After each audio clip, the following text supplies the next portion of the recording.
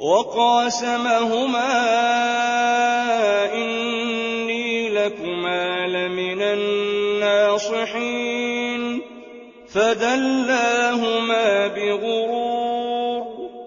فلما ذاقا الشجرة بدت لهما سوآتهما وطفقا يخصفان عليهما من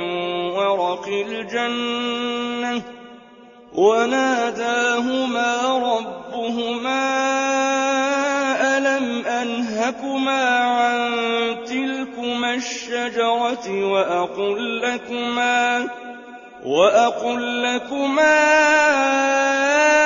إن الشيطان لكما عدو مبين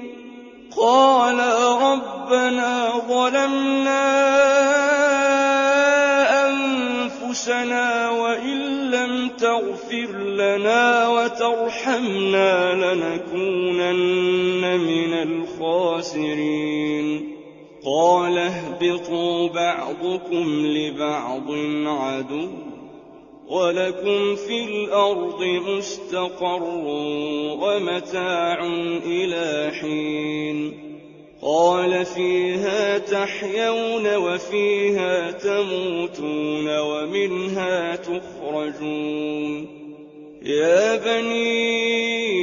آدم قد أنزلنا عليكم لباسا يواري سوآتكم وريشا ولباس التقوى ذلك خير ذلك من آيات الله لعلهم يذكرون يا بني آدم لا يفتننكم الشيطان كما أخرج أبويكم من الجنة ينزع عنهما لباسهما ليريهما سوآتهما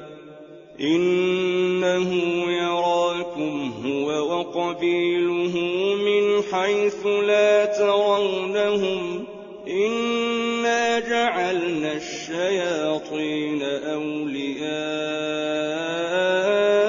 للذين لا يؤمنون وإذا فعلوا فاحشة قالوا وجدنا عليها آباءنا والله أمرنا بها قل إن الله لا يأمر بالفحشاء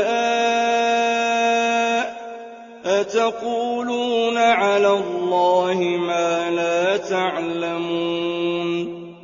قل أمر ربي بالقسط وأقيموا وجوهكم عند كل مسجد ودعوه مخلصين له الدين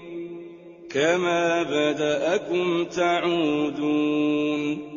فريقا هدى وفريقا حق عليهم الضلالة إنهم اتخذوا الشياطين أولياء من دون الله ويحسبون أنهم مهتدون